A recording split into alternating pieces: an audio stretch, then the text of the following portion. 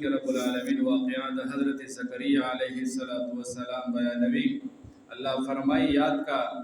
زکریا علیه السلام چې کله आवाज وکړو خپل رب ته، نو حضرت ابو هريره رضی الله تعالی عنہ فرمایي زکریا علیه السلام بچی نه نارینه اولاد نه، او دا هم زکریا علیه السلام شام علاقه کې وو.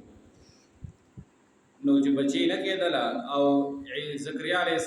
السلام بعد ترکاڼۍ کار کولو، ترکاڼۍ کار به حضرت زکریا علیه السلام کولو. او مریم بی بی چې دا د حضرت عیسی علیه السلام مور صاحبه وه، او د دې پلار چې و عمران نوم و، د بیت المقدس امام و. هغه چې کله وفات شو نو د دا بی بی د مریم بی بی مور حنا هغه دا منښت کړې وه چې زما په ګېډه باندې چې کوم بچی دی دا به د الله د دې کور د بیت المقدس لپاره خادم وي. خو کله الله فرمایي هر کله چې هغه بچی ماشوم وشو فلما وضعتها قالت رب اني وضعتها انثى، ما هم منښت کړو چې دا بالغ زوی به وي د بیت المقدس خدمت به کوي، دا خو هغه زنانه ده ماشومه ده، لیکن هغه خپل منښت یې پوره کړه. هغه لوري د مسجد د خدمت لپاره بیت المقدس د خدمت لپاره وقف کړه. نو هر چا وی چې امام د عمران صاحب دا زموږ امام او د دې لور په کفالت مونږ وو، هر سړی دا تم وو. نو الله فرمای درېمه سفاره کې چې اذ یلقون اقلامهم ايهم يكفل مریم، خلکو قلمونه راواغستل چې دا به اوبو ته واچو، چې کم یو اوبو د چا قلمونه ویوړ او کم قلم په اوبو کې ولاړ پاتې شو ودرېدو، دا بسې دا سړی به کفالت کوي. او چې کله قلمونه وایستلی شوه نو قلم د زکریا علیه السلام په ځای باندې ولاړو، هغه اوبو یې نه وړو، ځکه زکریا علیه السلام بیبي چې وه دا د مریم بیبي ترور وه، ترور په مثال په منزله د مور ده. نو زکریا علیه السلام د دې کفالت کوو. کمره به چې کله تلو هغه د عبادت د ځینه کمره به یې تاله کړې بنده کړې وه، چې کله به رالی او کمره به یې کولا وکړه د مریم بیبي سره به بې موسمه میوې وي. نو زکریا علیه السلام تپوس کوي قال دا د کوم ځای نه راځي؟ نو مریم بیبي ورته قالت هو من عند الله، دا د الله د طرفه راځي. نو دغه ټیم کې زکریا علیه السلام دا شوق او دا مینه او جذبه پیدا شو چې الله تبارک وتعالی بې موسمه میوې مریم بیبي لا ورکولی شي. الله په دې خبره هم قادر دی چې بې موسمه بې وخته ټیم کې چې د زکریا علیه السلام عمر یا 90 یا 100 یا 120 کاله تفاسیرو ذکر کړی، دومره سال عمر و او بیبي هغه بې اولاد و، بچی به نه کېدله، بیماره وه. لیکن الله تبارک وتعالی د زکریا علیه السلام دعا وکړه چې الله ما له هم ته بې موسمه میوې ورکولی شي، نو ما له هم اولاد راکولی شي. په داسې هغه حالاتو کې شپږمه سپاره کې هم موږ ویلي دي چې زکریا علیه السلام فرمایي اني وهن العزم مني واشتعل الرأس، اړوکې مې هم کمزورې شوي دي، ګیره مې هم سپینه شوې ده، او دا به زما څنګه بچي کېږي. او زنانه زما چې د کور والا بیبي هغه عاقرا هغه شنډه ده، اولاد یې نشته، بچي نشته، دا به څنګه کېږي؟ الله ودو فرمایل چې د دې نښه دا ده چې الله تکلم الناس 3 لیال، 3 ورځې او 3 شپې به ته د خلکو سره خبرې کوې، خبرې به نشې کولی. دا ستا علامت دی. او بیا ول الله تبارک وتعالی زیری ورکو چې الله تبارک وتعالی تا د پاره زوی درکوي یحیی، او دا یحیی معنی ده لانه یحیی الدین، چې دی به دین را ژوندی کوي. او الله 14مه سپاره کې فرمایي لم نجعل له من قبل سمیا،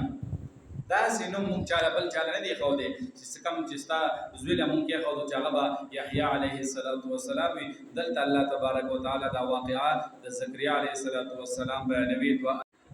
الله فرمای وزکریا اذ نادى ربه، وزکریا او یاد کا واقعا خپل امت ته د حضرت زکریا علیه السلام اذ نادى کله چې आवाज وکړو زکریا علیه السلام ربه خپل رب ته چې رب رب زما لا تذرني ما مفرق دا فردن بی اولادا، یوازی بغیر د بچو نه ما مفرق دا چې د بنی اسرائیل د خلکو تربیت د پارمان پرداسي یو نائب قائم مقام پکار دی چې د خلکو اصلاح کوي، تربیت کوي. ځکه زکریا علیه السلام فرمای رب رب زما لا تذرني فردن ما مفرق دا یوازی بی اولادا وانت خیر الوارثین، وانت اوتا خیر ډیر غوره وارثین د باقی فاتح کیدونکو نه د بهترین وارثي او باقی فاتح کیدونکو نه نو الله رب العالمین مال اولاد راکړي. والله فرمای فاستجبنا مونږه دعا قبول کړه له د زکریا علیه السلام. ځکه زکریا علیه السلام چې د مریم بیبي دا خبره واورېدې نو دعا یې وکړه او په خپل عبادت خانه کې نو الله تبارک وتعالى طرف او د زیر راځي چې دا به موږ زوی درکو او نه خبر ودای چې ته 3 ورځې او 3 شپې د خلکو سره خبرې کول غواړي لیکن خبرې بنشي کېدي دا علامت دی. والله فرمای ووهبنا او مونږه ورکړو له دې زکریا علیه السلام لرزوی یحیی علیه السلام چې دا هم پیغمبر وو او مونږ مانو کړه چې دې مانوا چې دې بدین را ژوندې کوي. او الله فرمای واصلحنا مونږه قابل کړه له دا زکریا علیه السلام زوجه بیبي د هغه لکه بیبي د اولاد ورکول والا نه و او الله فرمای مون قابل جوړ کړه دا بیبي د اولاد ورکول لپاره یې ټیک شو ټیک کړه الله تبارک وتعالى. او الله فرمای انهم بشک دوی کانو یسارعون دی باسیالی کولا تادیب کولا جلدی به کولا فی الخيرات نیکوتا الله تبارک وتعالى خبر بدلو کې بدوی تادی کولا او وړاندېواله به کو مخکیواله به کو یو او دیم الله فرمای ويدعوننا او دوی با حاجتنا غفتلا زموننا دوی به مونږ را بللو رغبن په امید سره په رغبت سره په شوق سره ورهبن او په يرکیدن په ير سره او په شوق سره به مونږ هغه را بللو. د الله فرمای دې کې دوه کار داو چې یو خداو چې تعذيب کوله نیکوتا او دې الله فرمایله ويدعوننا رغبا ورهبا چې دوی به مونږ را بللو زموږ حاجتونه به زمونږ غفتلا په دوانو حالتو کې چې هغه امید به هم د الله تبارک وتعالى نو او دغه شان دي هغه ير به هم او دا مومن مسلمان علامت دی چې دی په دنیا کې امید هم د الله نه ساتي او ير به هم کوي امید دا چې کې دي شي دا ټول ګناهونه الله معاف کړي او الله رته بخاله وکړي دا امید به هم ساتي او ير به هم ساتي کې دي شي سره د نیک عملونو عبادتونه الله قبول کړي جهنم ته واچي دا ير با وی لیکن په دنیا کې با ير غالب وي او امید به هم وي او د حالت د ځنکدن کې د مرګ ټیم کې بیا امید ډېر پکار دی. لکه حضرت علی رضی الله تعالی عنہ فرمایي زما د الله تبارک وتعالى نه دومره امید دی کله ټول خلقو د مخلوق دا ګناهونه وسما دا امید مشته چې الله د بخانه وکي جنت ته میبوزي او یره می دومره د الله تبارک وتعالى